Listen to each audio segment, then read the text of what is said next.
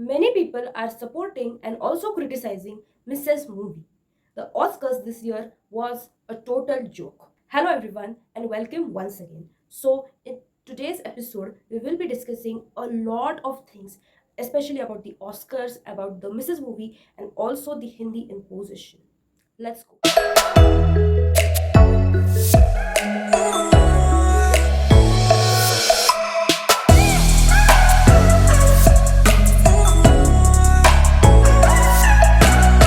Happy Lent to all of y'all.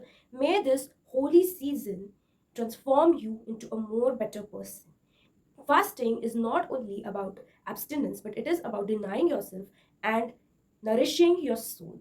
So, yes, I do fast sometimes, like no food, no water for some time, and it has really helped me. I'm also like cutting off ungodly things from my life, reading the scripture more. So, yes, have a blessed Lent. We have completed 80 episodes, that is only 20 more left, less than 20 left for the 100th episode. So, stay tuned. Now, firstly, we will talk about the Oscars. So, it happened recently, and there were many woke speeches, but also many good speeches. Mikey Addison won Oscar for Best Actress. Demi Moore was supposed to get Mikey's award, and she felt bad. So, yes, I'm pretty neutral about that. That's fine. And she gave a shout out to the sex worker community. Thank you so much to the Academy. I grew up in Los Angeles, but Hollywood always felt so far away from me. So I also just want to again recognize and honor the sex worker community. I will continue to support and be an ally. All of the incredible people, the women that I've had the privilege of meeting from that community has been one of the highlights of this entire incredible experience. Many people criticized her. Now, I personally think is that what she did was good. In that particular movie, she was acting as a stripper in the movie Alora. But many a times we glorify the work, which is wrong. Of course, we should feel empathy for those poor women and children, and we should deliver them, we should help them and support them to deliver them from this tyranny. But we cannot support this. This is a really brutal industry, especially now with OnlyFans and all, exploiting women and children and men too. And also next is Halle Berry kisses Adrien Brody, and like this happened last time in 2003, they're only in Oscars, and the wife watches. So I personally think this is wrong. Real life is different from real life, especially when you're married, and I don't know why she is not being jealous. Many people dressed up nicely. 5, 7, 10, 8 of hers, 9, 6, 7, 9.5, 8. And one of the greatest speeches was from Timothy Chalamet, who said that I want to be one of the greatest actors. The truth is, I'm really in pursuit of greatness. I know people don't usually talk like that, but I want to be one of the greats. I'm inspired by the greats. I'm inspired by the greats here tonight.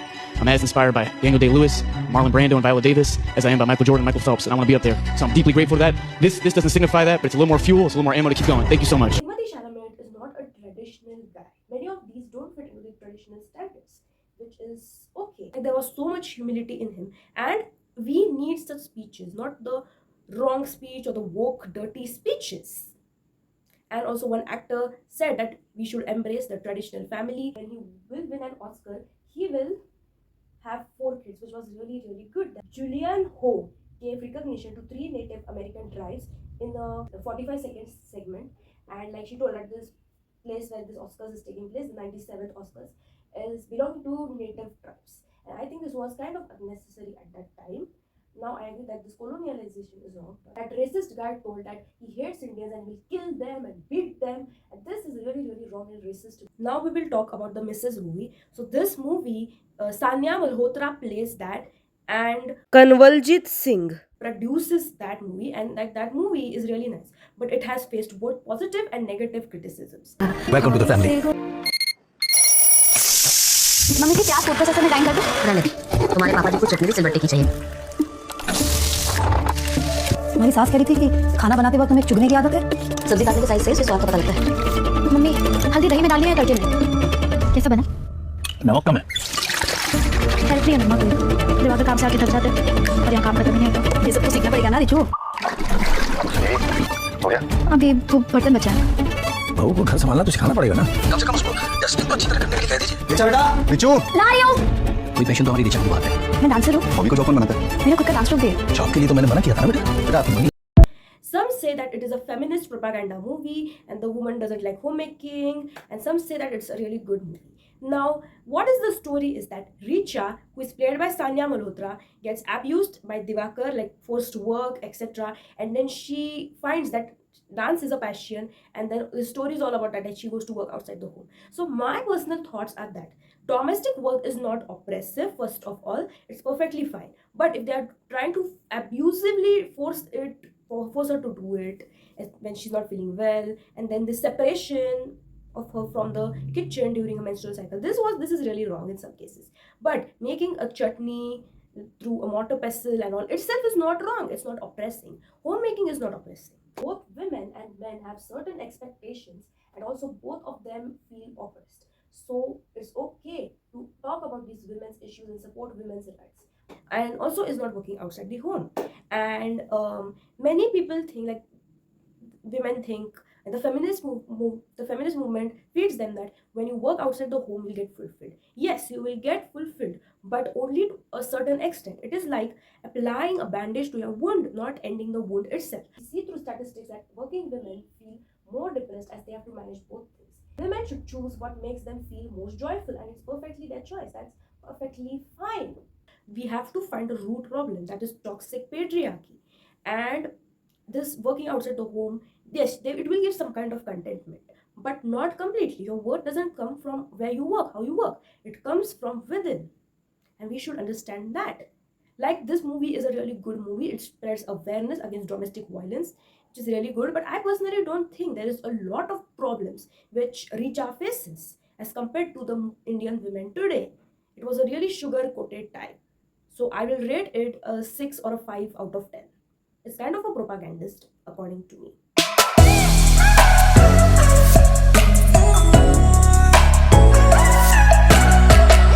Now we'll talk about the Hindi imposition thing. So, as you know, India is the most diverse language. बहुत languages है, like over 28,000 languages belong to us with multiple dialects, and India is the most diverse country. But like this Hindi imposition, according to many South Indians, it is that Hindi is trying to be enforced upon us instead of our local dialects and local languages. And it is being replaced by Hindi. They don't want to forcibly learn Hindi. And the new government is trying to impose Hindi and say that Hindi is a national language of India. Now, I personally think that, like, a common language tool having Hindi is not wrong. But if a foreigner says, what is the national language? Then we cannot, like, saying Hindi is not the exactly correct answer. We can say that it is a shared language, or it is a common language of India. Saying that is correct, but the exact national language of India is varied from place to place, because India is not like USA. In every 100 kilometers, the language, the culture, the dialect changes. And the erasure of local languages is like they try to promote Hindi, and slowly people start speaking Hindi towards each other, and slowly this speaking does vanish. We have seen in many northern states. But the way the South Indians are responding is also wrong. They are like erasing and putting paint on the Hindi billboard signs, which I think is wrong. Hindi is really normalized as of now, and I don't think that erasing that is correct, especially when other states people come. Now, all are not English speaking, not all come from your culture. Some are from other parts also. That's perfectly fine having Hindi. That is not force. If you are going to stay temporarily or permanently in a particular place, then it's better to learn their language, at least the basics. My thoughts on the forced Hindi is that, why forced Hindi? Why you prefer English over Hindi? Also, they won't erase Urdu or any other language boards, probably because that is normalized only around a particular community. If we look in states like Bihar and Punjab, we see a lot of dialects are being erased due to Hindi, and also over 70% speak Hindi, like 50-60% in Bihar, and 40% speak Bhojpuri. So Bhojpuri is also slowly getting erased.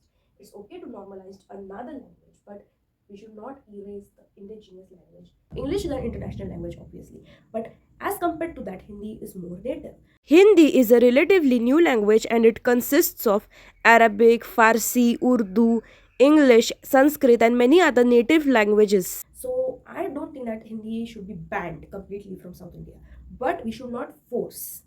Like MK Stalin, Vijay, and all the South Indian people are saying we should not impose Hindi. I'm so glad. How many children in Uttar Pradesh know 3 languages? How many children in Bihar know 3 languages? How many children in Uttar Pradesh know 2 languages?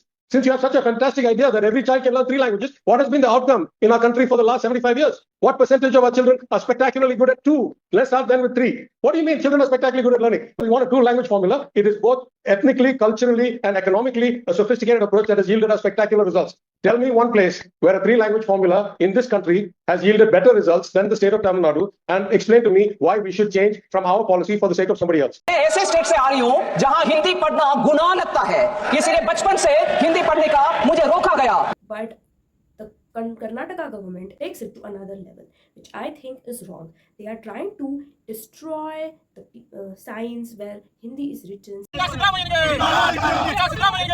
See, there are Marwadi, Sindhi businessmen, and they obviously will put Hindi. See, they don't know completely about South Indian culture, or most of them, and that's perfectly fine to keep that. It's not wrong for them to speak Hindi. They are speaking Hindi because they don't know Kannada, they don't know Tamil. Some of them don't know English, which is perfectly fine.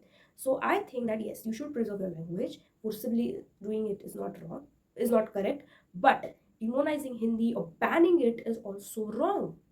India is a multilingual, multicultural country. And remember, if we fight amongst ourselves, then how we are going to survive internationally? That's the whole problem. So yes, learn to respect and love others. You can speak Hindi, you can speak English, you can speak your own native language and still be a proud Indian.